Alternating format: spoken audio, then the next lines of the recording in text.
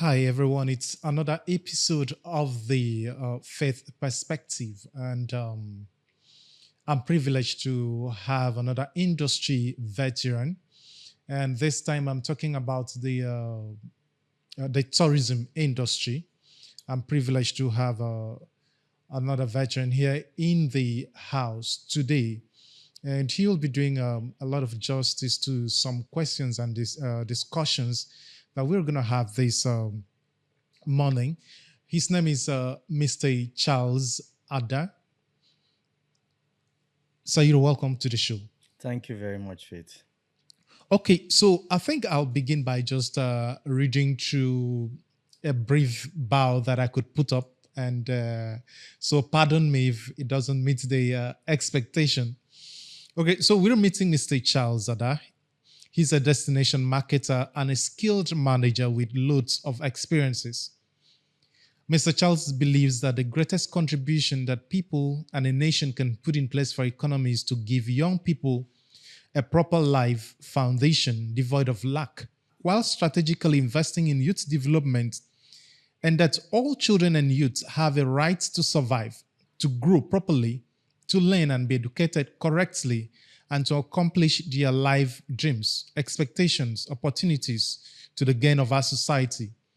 Mr. Charles is a strong advocate that sports education should be harnessed as a massive tool for peace, social, and economic development, and therefore should be used for youth development and financing education globally. He was a member National Sports Festival, Calabar Organizing Committee in 2016, member EcoBank Nigeria PLC, Regional Operations Manager Review Committee, 2008 to 2010, member Calabar Festival Organizing Committee 2012 to 2013, and is a member the Management Committee of Cross River State Tourism Bureau from 2011 till date. Academically, he has masters in business administration from the University of Calabar in 2015 and currently studying Masters in Peace Studies and Conflict Resolution, National Open University of Nigeria. He's currently the General Manager Marketing of the Cross River State Tourism Bureau and the head of the Marketing Department, a senior member of the management team of the Cross River State Tourism Bureau. He is also a certified 21st century leading for impact trainee of the Gordon's Institute for Business Science, University of Pretoria, South Africa. He is the founder and the president of the Calabar Marathon Foundation, as well as a trademark owner of the Calabar Marathon brand. So you're welcome, sir. Thank you very much. It's a privilege to have you here on the show. Thank you very much. Today I'm personally interested in opportunities and the social cycle. I believe that the understanding of tourism, its scope and opportunities are vague, especially to the understanding of the youths and the younger generation. You know, young people get admitted into schools every day, every year rather. Others get to learn skills and venture into business. But what does tourism in a country like Nigeria hold for people, especially the young people? So our discussions today is going to be centered around that, and we'll see how to make justice to that. So I'll pose my first question, right? When people hear Cross River State, they immediately think of the Carnival Calabar. So, but to you, what's the very first thing that comes to your mind when somebody says Cross River State? Thank you, Faith. Yeah. And thank you, esteemed audience, for the opportunity to be on set. As Mr. Faith earlier said, I am Charlz Ada, and I'm currently the president Calabar Marathon Foundation and the general manager marketing Cross River State Tourism Bureau. Now, when you talk about tourism, my idea, what comes to mind if you talk about tourism, especially Cross River State tourism, I prefer not to identify any particular thing, but the ambience of Cross River. Okay. the Crossivarians are a peace-loving people. And so the first thing that comes to my mind when you talk about tourism in Cross River is the peaceful nature of the people.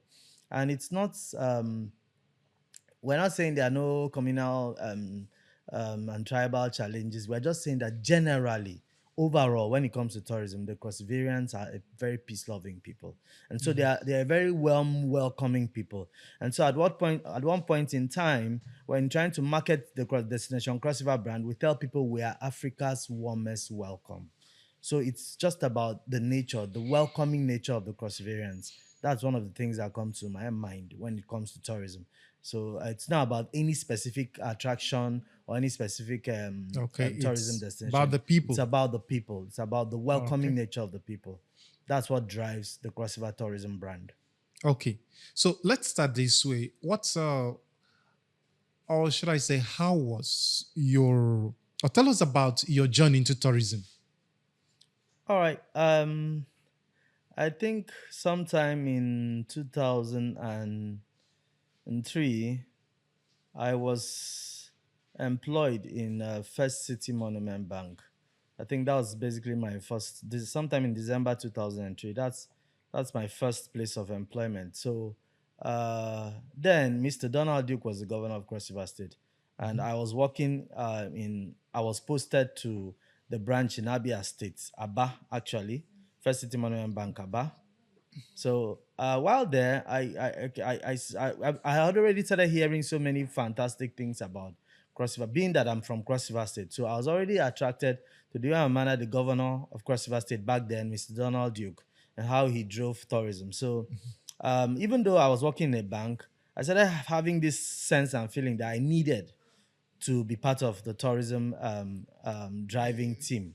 So while working in the bank, I moved from First City Monument Bank to Eco Bank sometime in 2005. And so while in Eco Bank, an opportunity came up where Eco Bank acquired All States Trust Bank. And Okay. so they had branches in Cross River State in Calabar. So they were actually looking for some staff who will be willing to come over to Calabar and then introduce the EcoBank brand, the way they do their own banking to the All States Trust staff who had been acquired. You know, because it's, a lot of times when you change from one bank to another, different banks have the way they do their Yeah. operations, their marketing, and all that. So somebody needs to inculcate some of those new, call them new. They are not really new staff, but Just because they just orientation. entered another bank, you can call them new staff. So I applied to come to Cross River State, and I made sacrifices to come over to Cross River State.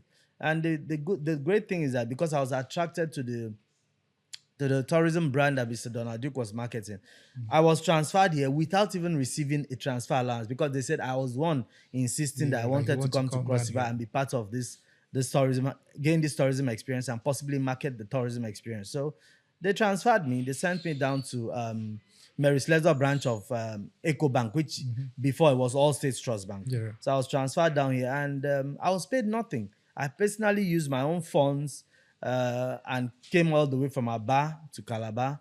And a lot of times on weekends, I needed to go back because I couldn't, because I wasn't given any funds. I had to find a way to manage myself and move my properties from Aba Aba to down, Calabar. yeah. So that's what one of the things that drove me coming here, having that feel of Mr. Donald Duke back then, and then participating, learning about how tourism works in Cross River State, and gradually being part of the brand. Okay. So that's how I came over to Cross River State. While I was working in EcoBank, sometime in 2010, I was the bank did what you call downsizing. So yeah. when the bank did the downsizing, because then you were hearing that the world wants to come to an end and all that. So when the bank did the downsizing, because I mean, lots of operations, lots of things were not working too well with banking system, they had to reduce their staff. So unfortunately, or fortunately for me, I was among those who were not owing the bank, because in the banking system, when you are owing the bank, when you collect banking loans, they don't sack you because well, it's not a sack. They don't what do you call it? They don't retrieve their job from you because they know that if you don't have a job, you cannot repay can't them pay.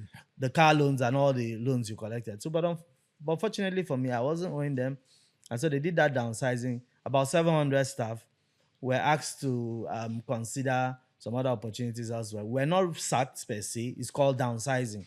That's the term for it. So we're downsized, and within 10 months, because of my desire for the tourism sector, I applied to join Cross River State Tourism Bureau. I saw an opening for marketing manager, and I applied, and I got the job.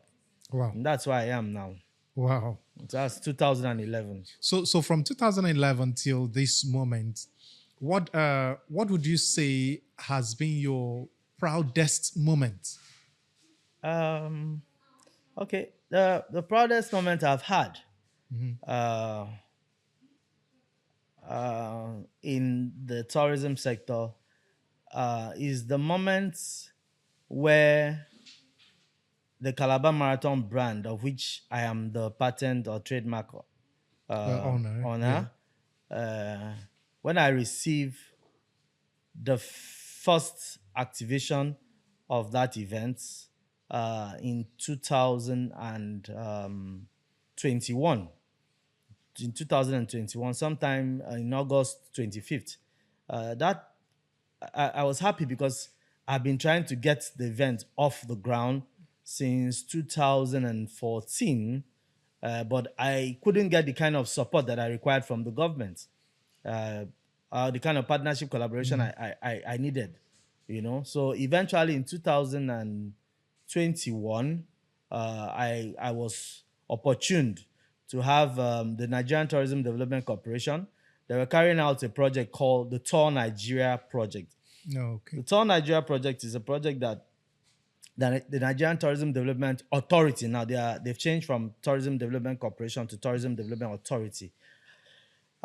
It's a project that says they don't want Nigerians to be spending so much money traveling to other countries, while we have fantastic tourism destinations all across Nigeria. Nigeria is so blessed. Fantastic population, wonderful number of tribes, over 400, 500 and something tribes. Cross River alone has about 55 different languages. And so the Tour Nigeria brand said, let people travel within Nigeria. Let Nigerians, please travel Nigeria. So I think that one was called the Tour Nigeria brand for that edition. The Tour Nigeria brand for that edition was called A Test of Diversity. They wanted Nigerians to test and travel our diversity.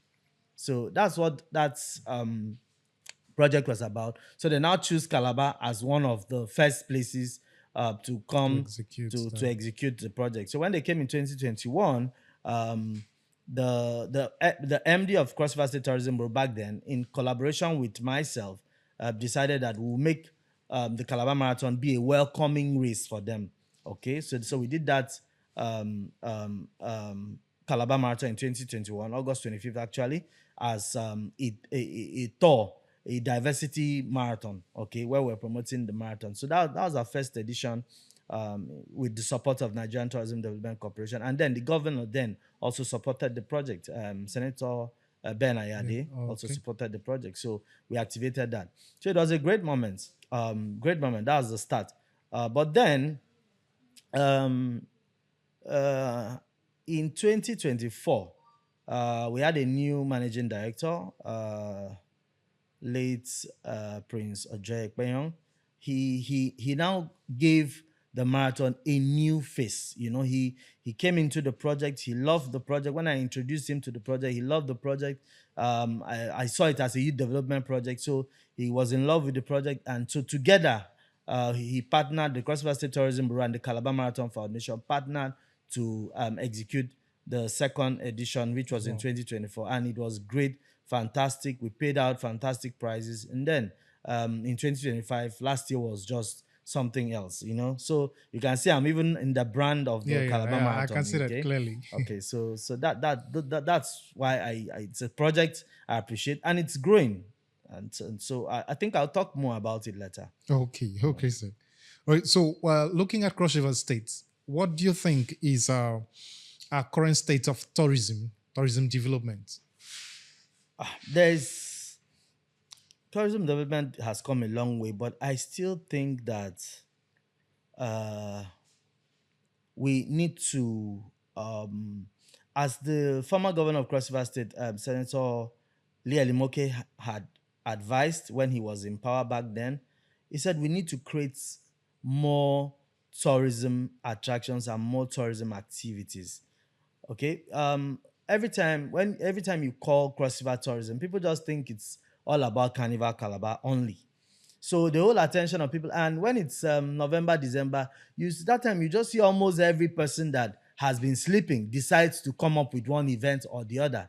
Okay, and the Carnival Calabar is one event. It's a great event, fantastic event, but then it is one event, and it's under the brand called Calabar Festival brand. And Calabar Festival is a 32-day event starting November 1st with the tree lighting, and then continues till January 1st. It's 32-day Calabar Festival. So there are lots of activities that are in the tourism calendar for those 32 days. Lots of activities. So when people now crowd and bring more activities, the whole state becomes crowded, jam-packed. And the governor then said to us, he said to me, we had a meeting with him because once in a while, Imoke used to have meetings with the management team of Cross River State Tourism Bureau. And just to clarify one or two things, the Cross River State Tourism Bureau is the organization responsible for destination marketing of the Cross River State Tourism brand. And then it's responsible for all the ideas, the creativity that you use to market the Cross River State Tourism brand.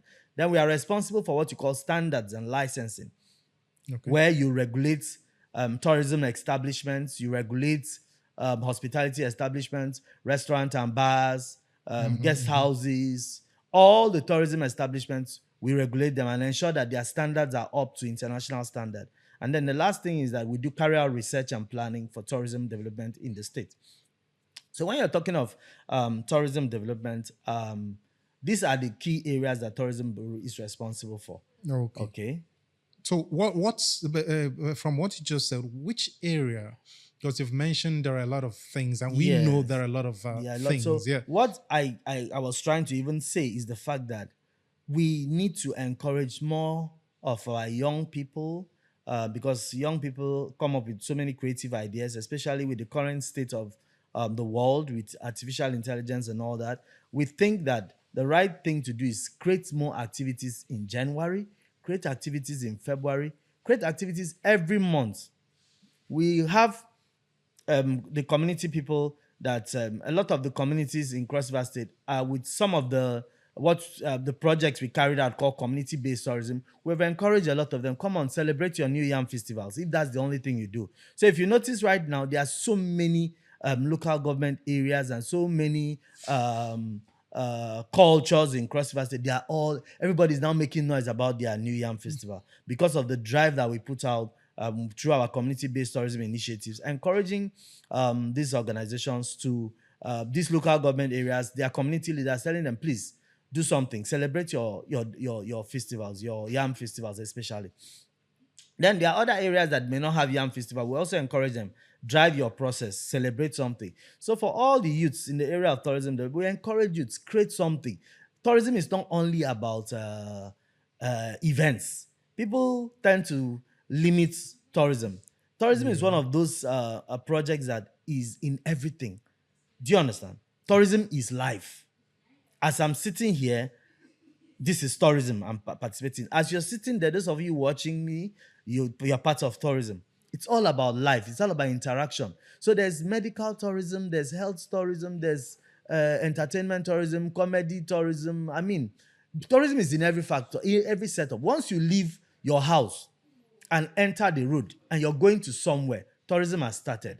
Tourism, it's that movement from one place to another to go and get an experience. I left my house in the Corinium and I'm here. What am I coming to gain? Gain this experience of interacting with those who will be listening to me, interacting with them, making them understand what tourism is all about. Okay, so the experience, and I came here, I said hello to you people, I introduced myself, we are interacting. Once there's that interaction and there's that movement to somewhere else to gain an experience, that's what tourism is all about. So we need our young people to understand that part and then begin to weave and create, whether it is an event, whether it's a drama, just anything, whether it is food. So like I said, tourism is broad. It's in everything. Okay? Good. So you've listed a lot of things. You've talked about medical tourism. You've talked about events and Food food. Yeah. tourism. So which of these, whether it's a site, whether it's an attraction, that you think needs to be given more attention right now? Generally, there are phases in tourism development, and the phase where we are now, having tourism has came into full-fledged when Mr. Donald came to power in 1999. I think he had this idea about tourism, but it fully began um, to take effect from sometime in 2002, 2003. Okay, so if you check from that time, 2002, 2003 to 2013, it's about 20 to 22 or 23 years that tourism has existed. So we've passed through that stage of trying to develop tourism. Tourism is something that you continuously improve and recreate, Oh. as it is being executed, and people are being welcomed. You continuously improve tourism. That's why you have to create standards, international standards that you try to meet up to. So the state where we are, we need to drive more of collaborative tourism, where we have big and large organizations. If you notice, this collaborative tourism where you have partners, it happens a lot during Calabar Festival and Carnival Calabar. That's because it's a single event, but it's a large event, and it even has a commission attached to it. But we should have more collaboration, more partners, big organizations, the MTNs of this world, the what do you call them, the Airtels of this world, the Dangotes of this world. We need to have them not focus only during the carnival. We need to have them support young people, support events during the January phase, the Valentine, the February phase, just all the months of the year up till November, before we now talk of the regular December schedule, which almost every organization, every state wants to sponsor during that period, because of the carnival, because of the Calabar Festival. Okay, so we need these organizations to understand that if you don't support projects that are being created during the January to October window, that's the first and third quarters of the year, then you are not helping to grow The tourism. And by the time you now crowd everything you want to do in the December period, you will not get the kind of effect you even want, because everything about life has stages. You must grow what you're doing. Whatever brand you're trying to market, you need to grow it. So it's good to use this month to also grow and project whatever thing you're trying to project. So that's my thought. We need more partners. We need more organizations coming in to partner with the state, partner with those that are driving tourism, partner with young people. When they come to you, bring projects to you. You are a big organization. Don't turn your back on them, okay? Let me also use this opportunity to mention one or two organizations that have been supportive, especially to the Calabar Marathon Project. Considering that the Calabar Marathon Project is only in its this year, we're supposed to be on the fourth edition. And so let me also commend organizations like Zenith Bank. They've always been supportive of the project, the Calabar Marathon Project. Okay. So let's take a look at the destinations that we have in Cross River State. Is there any particular destination you believe or you think that the residents do not appreciate it enough?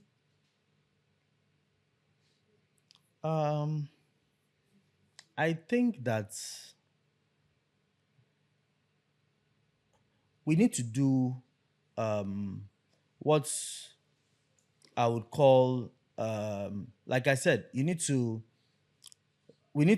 as the destination marketing organization, we need to, we are actually I was working on a plan to seek His Excellency's approval to be able to carry out what you call another tour, call it a rediscovery tour with some journalists. It's an international tourism journalist tour where you invite journalists, you invite all these newspaper reporters. So they come to a destination, they follow you, even though you are the marketing manager or destination manager of that destination.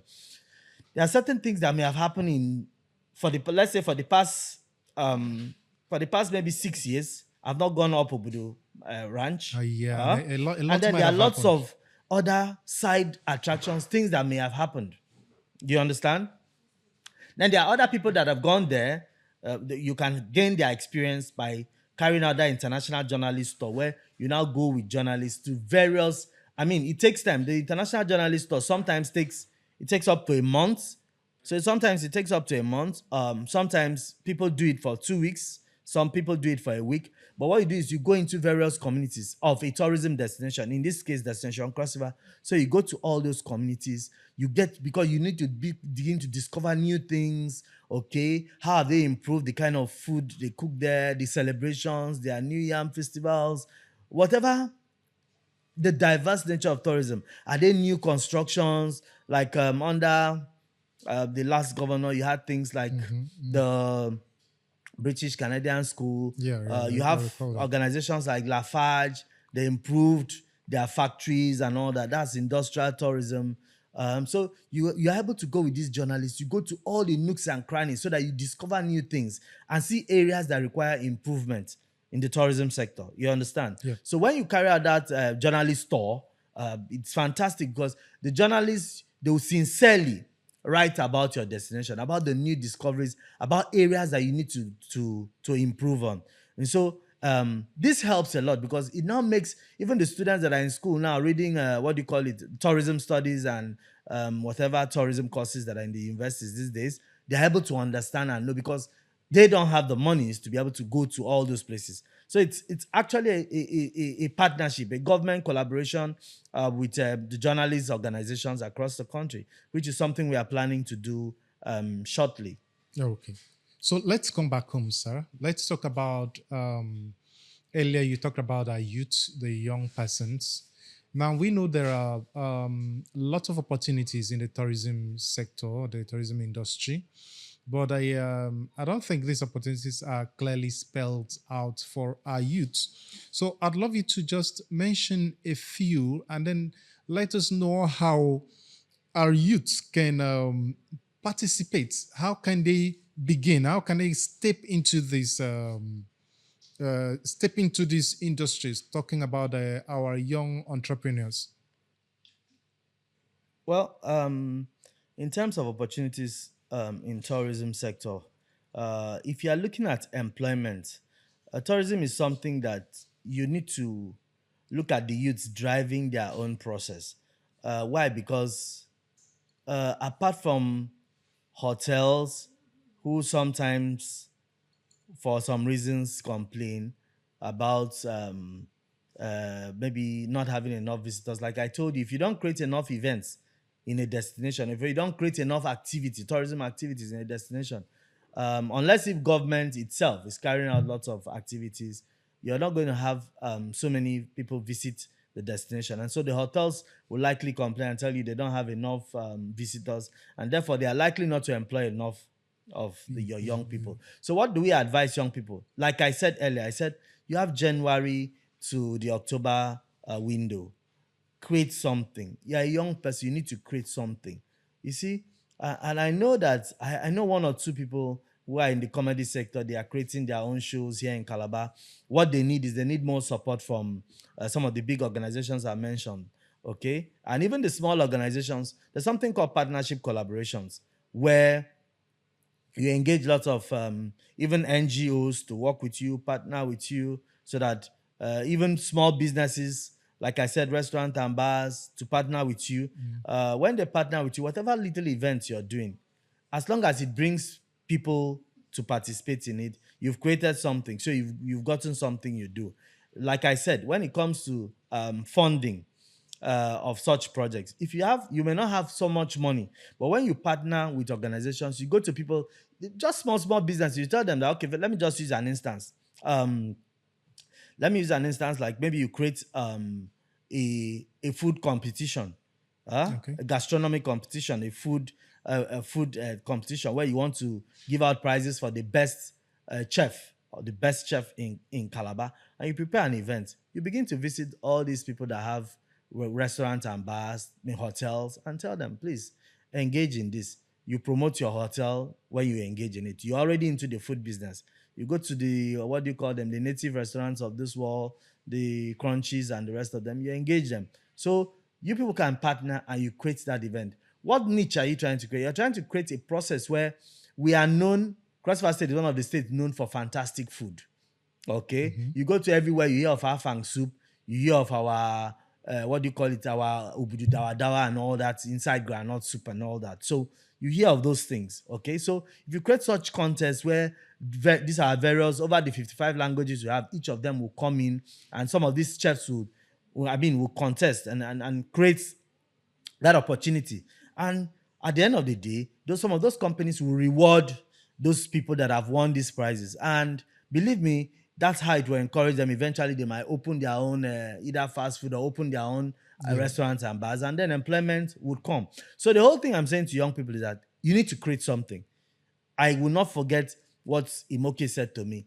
Senator Imoke is one of the people that caused me to tell myself that I needed to create a project that will grow and in later years become as big as Carnival Calabar. So that is why I clung on to the Calabar Marathon project, because I was inspired by a governor that he didn't even fund the project. He just said, create a project. So I ran with that vision, creating the project. Okay, knowing that I already loved the idea of tourism from Mr. Donald Duke's campaigns in the past. Okay, sir. So what do you think it's the biggest challenge facing the tourism industry today, especially in Cross River State? The biggest challenge facing the tourism industry in Cross River State is the fact that we need to carry out more what I would like to call behavioral change campaigns. What are behavioral change campaigns? You need to engage communities that own tourism attractions to embrace the attractions that they have, to own those attractions. Government, it's not good to always wait for government to come and collect your forest and try to protect it, because what happens if you go and see what has happened in Afi Mountain Resorts, that's in the Boki-Kom area, it will shock you. That used to be one of the greatest tourism attractions we had in Cross River State, where you had some of the trees that were in that forest, some of them were over 100 years, and some of them were so tall, high up there. So I think it was Mr. Donald Duke, either Mr. Donald Duke or Senator Imoke, built what you call the longest canopy walkway. Yeah, I recall where that. high up there on those trees, some of those trees are as tall as 100 feet. So high up there, 40, some of them 40 feet above the ground, you see a canopy walkway where you walk there in the skies, and then you're seeing animals, you're seeing chimpanzees, you're seeing animals. It was the longest canopy walkway. You had presidents like President Obasanjo, you had prime ministers of countries like France, they will come. And there's something that also used to happen around that forest area. You used to have what you call, they call them barn swallows. There's these birds. They are very large in numbers. Once the winter in Europe gets so high, those birds, they will come, Okay, they migrate. thousands, millions of birds, they will come, they migrate. They will first of all go to South Africa. Then from South Africa, they will now come to Nigeria, and then they come specifically, they like that forest, they come there, so they will cover everywhere in that forest. You see them in the trees. So a lot of the community people there, that time some of the birds, some of them will even die. And so what they used to do is that when those European countries like in Italy and France, when those birds are coming, some of those birds, they catch them and put small rings. They call it rings. They put little threads around them. They call it ringing. Then when they now fly down, some of those people now come and wait. They come, they stay in our attractions in Ikom, in Boki. That's where the Afi Mountain Resort is. They stay there, and then they are tracing the birds. Those birds will go to South Africa and eventually come there. Some of them will see those birds. So because they track how those birds fly. It used to be fantastic. So these presidents, you see presidents of nations, like I mentioned to even the Nigerian president Obasanjo, often comes there. I mean, I think Italian or French prime minister, they all come there. Several top personalities in the United Nations, they come there and they just come and experience that forest. But believe me, imagine what has happened. All those trees, all those forests have been cut by people, the same community that we are trying to tell you that this is your own. They tell you they are hungry. So they you know what sell. the next question was supposed to be? I The next didn't. question was supposed to be how are these communities, how are communities supposed to engage in this particular business? What are they supposed They to? will Are not you handling engage. it? They will engage first. You have to first of all protect the blessing that God has given to you, and understand that it's an attraction that will bring you visitors. Because if you don't understand it, you see it like it's like how do I put it? You just like what I'm trying to explain now. You allow some of your community boys to cut down all those trees as if you don't understand what it is. And meanwhile, currently the world is talking about conservation. Yeah. We're going to lose so many of those animals in the forest. Do you know how much a country like Uganda and Tanzania they make from gorillas? You go to go and watch gorillas. Sometimes you see only the feet of the gorilla that they pass there. Sometimes do you go there to watch these gorillas? People pay up to. I learned last time I did that research. I think that was last day. They're paying up to $15 per hour. They are. I'm telling you, if I need to do, maybe just check what the cost is like now. So what happens is that either $15 per hour or 2 hours or thereabout like that. But what I'm saying is that they generate so much money daily from people that just want to come and watch gorillas and watch other kinds of animals. All right. So what am I saying? In these communities, own what God has given to you. You cannot let people just fall your forest because you say you want to sell wood. And now, when you're falling those forests, they are not planting. They are not planting more trees. So you're going to see that there's a total loss of conservation. So those things are destructive for the growth of tourism in Cross River State. Okay? So you need to encourage, we need to drive the process of training our community people in what we call community-based tourism. We need to work more with organizations, international NGOs. Okay, we need to work more with international NGOs so that we train our community people so that they own their tourism attractions. The local attractions. Yes, so that they don't destroy what they've given because they want quick money. Okay, so now you've not planted trees, you've cut down the whole forest. Some of the animals in those places, some of them have run to see whether they can search for other places to stay. It's only the ones in the conservation area where there's this man that manages that conserved area where it's fenced and all that, Peter Jenkins or something like that. I think that's his name, one white guy who came with his family. I think he's been here for over 20 years, okay? So he's been protecting that area that is fenced and protected. But a lot of the other areas, the trees have been cut down and all that. So we encourage these communities. And I think there's even a show on either CRBC or something about protecting your forest. People listen to these shows, but a lot of them don't act it. So we as a tourism regulatory organization, we have a lot of work to do. We have a lot of work to do. Our community-based tourism initiative, we need to drive it. We need to work with other tourism organizations, especially the Forestry Commission. We need to work with them. We need to go to these communities so that the trees that they've fallen, we cannot take it back again. We have lots of lorries and trailer loads hijacking our woods and taking it out of the country. So what we need to do is we need to engage those communities so that we start planting trees. To replace those that have been fallen. Okay? So that's what we need to do. And we need to encourage our tourism students that there are lots of things they can do. Some of those places that I'm talking about, there are movies that can be acted, things that will create what we call, like I mentioned earlier, behavioral change campaign. How do you do it? You create movies, you create dramas, you create shows that show people that you cannot be destroying what God has blessed you with. All right? Great. Even in our fishing communities, as you are fishing, you can also be creating fish ponds, massive fish ponds where you also produce fish. So generally, we just need that behavioral change. We need to carry out more engagement with the communities. Okay. So, sir, we're looking at everything that you've said right now. Where do you see the state's tourism in, let's say, 10 years? Let's make a 10-year projection. Before I make that projection, like I said, we are in the stage where we need to engage more partners.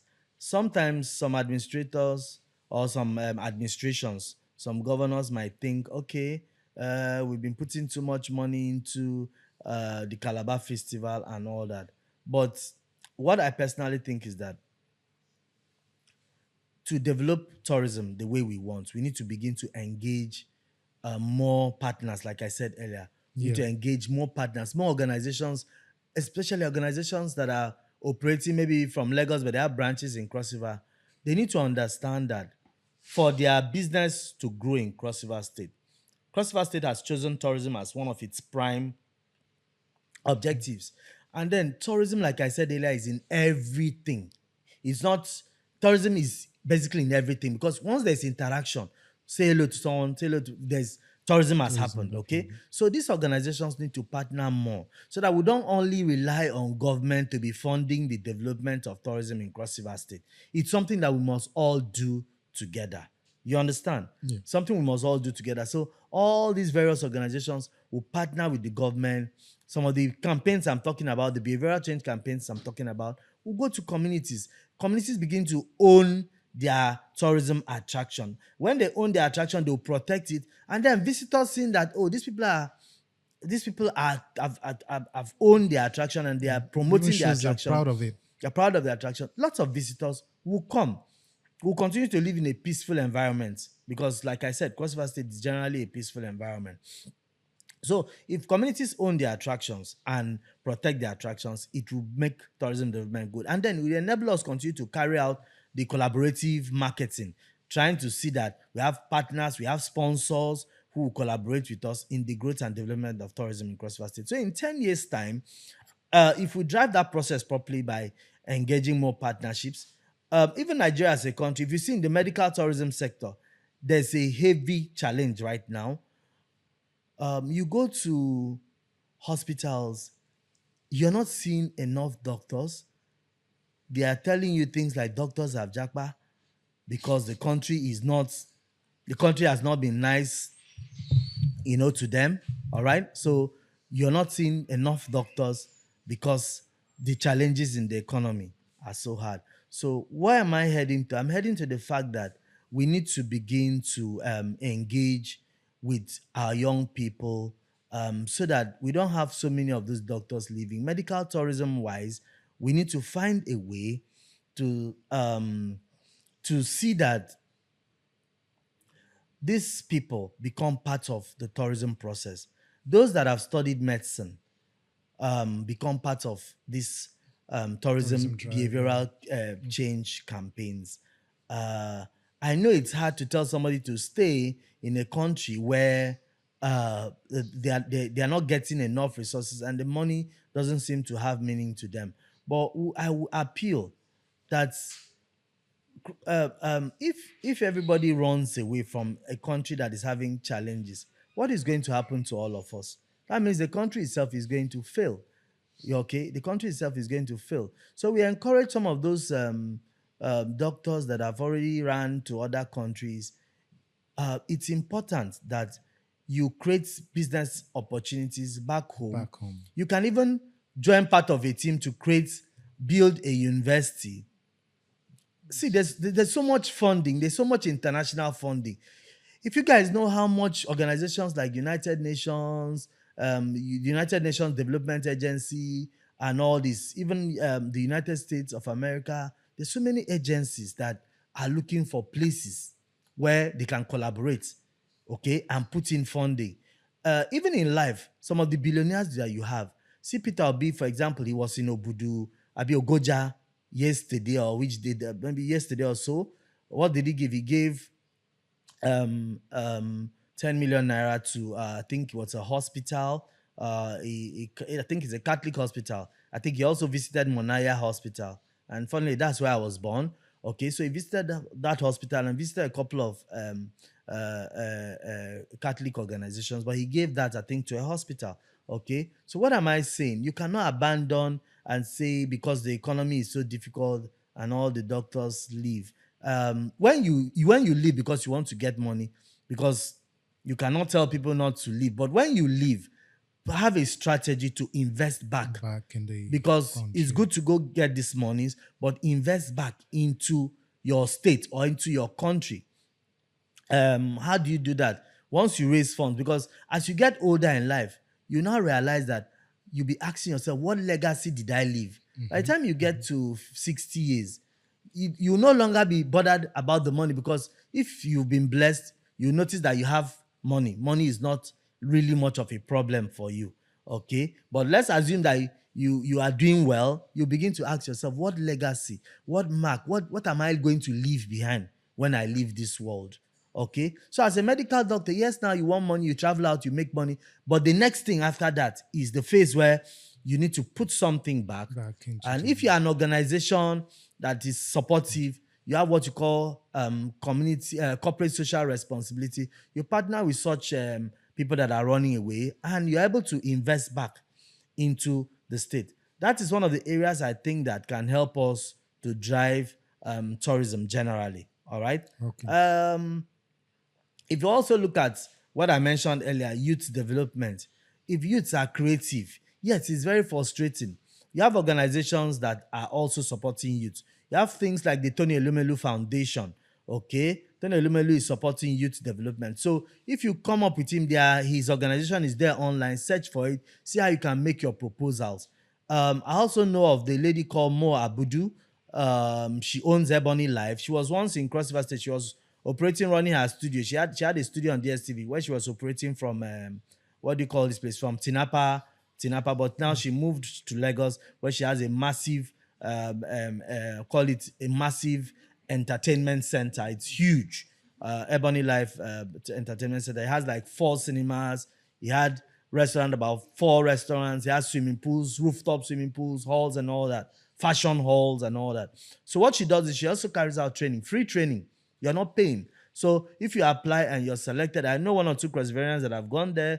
They're receiving training and all that. So these are platforms where it's my ambition and vision to see how we can drive processes that encourages our young people seek these free platforms and get the training that you require to be able to now create your own mini project, which you will hopefully find partners, and then to support you as a young person. And then in the turnaround process of this kind of campaign, it now impacts the growth of tourism. So if we are able to implement some of these stages I'm talking about, in 10 years, tourism will definitely grow if we are all working together towards that process, towards that vision. Because come to think of it, in the past, tourism was not in our university. I hope you know. there was no course like tourism. But most of the universities now have tourism as a course. So believe me, in 10 years, tourism will be a lot better because more people understand how to drive the process. And when we carry out what we call community-based tourism behavioral change campaigns, it's going to go a long way to help tourism to grow. Okay, before I ask the last question, I'm just going to ask, let's ease the atmosphere a bit. I'm going to ask some fun questions where you just give me a rapid answer. It's personal, like it's just all about you. It has nothing to do with the bureau. Now, between a beach and a mountain, what would you choose? Which one would you prefer? Between a beach and a mountain? Yes. Funny enough, I'll choose both of them. I'll choose both of them.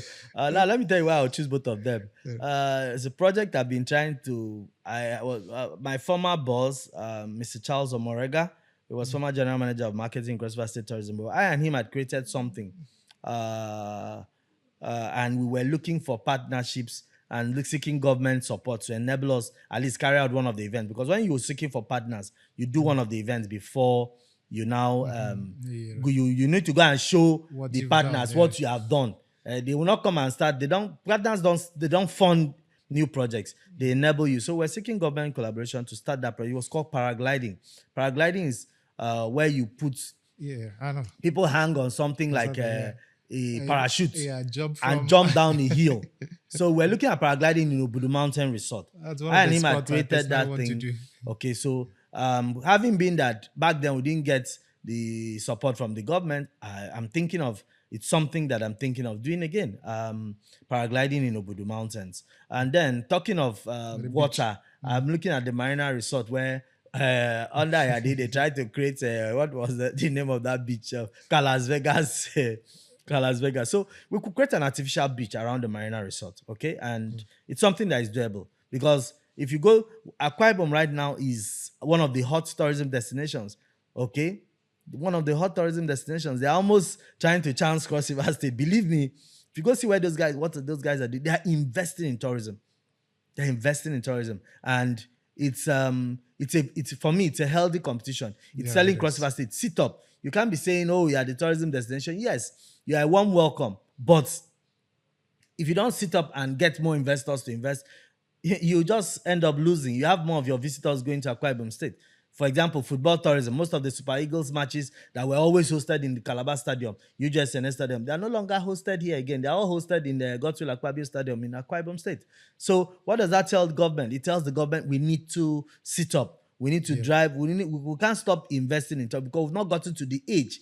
Investment in the tourism sector is not something that it starts with government, then it brings in partners, then you grow it maybe up to maybe like 100 years, and then at that point you have partners and the community taking over the whole project. You understand? We've not done tourism for up to that number of years. All right. No.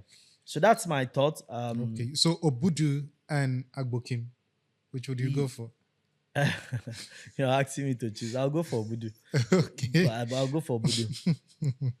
All right. Agbokim still needs some level of development. Like I'm saying, we need to get investors to be part of that project. What has happened in Agbokim is you'll be shocked that the kind of water flow we used to have, it only happens now during the rainy season because a lot of farmers went to some of those forests and started planting and tilling heaps and blocking the flow of the forest water that used to come through and then flow through that fall. So there are certain things that need to happen on that beach. We need organizations that will come in, collect the attraction, okay, partner with us and manage the attraction better. That way we can keep the attraction existing. Okay, so now you between a spot, a morning hike and a night carnival, which would you choose? A morning hike Yes. and a night carnival. Yes. I prefer a night carnival. Okay. I prefer a night carnival. All right. So local cuisine and continental dishes. I prefer local cuisine. Okay. All right. Thank you very much, sir. Okay, let's just handle the last set of questions before we drop the microphone for today. So, personally, now, what legacy do you hope to leave? The legacy I hope to leave, even though I'm still creating new projects, I'm working on creating I'm working on creating a movie series about the late Mary Slessor. I want it to be something that would tell more about, will tell the Cross River story better. Okay. Especially the Christianity portion of it will tell that Cross River story better, and it will be engaging and will run for a few years. I'm often attracted to this thing that in the past, I used to remember when we used to watch events like TV shows like Chief Zeruziah. That time, every time you are showing Chief Zeruziah, everybody was running home when we were young people back then. So I want to be able to create that Mary Slessor story in such a way that people will be running to watch what she did back then and what what that effect is leaving presently. So that's a project that it's on my mind. I will need all the support we can get to even bring the kind of persons that will be part of the project. And then my second dream is to leave, to get more partners to partner for the growth of youth development with the Calabar Marathon project that would become bigger than the Lagos Marathon and become as big as Carnival Calabar, so that every usually we are supposed to have done the event in April, so that every April there's a huge event happening, which at least for 5 days because before you participate in the Calabar Marathon, you must have trained for several months. So you have young athletes and young people training.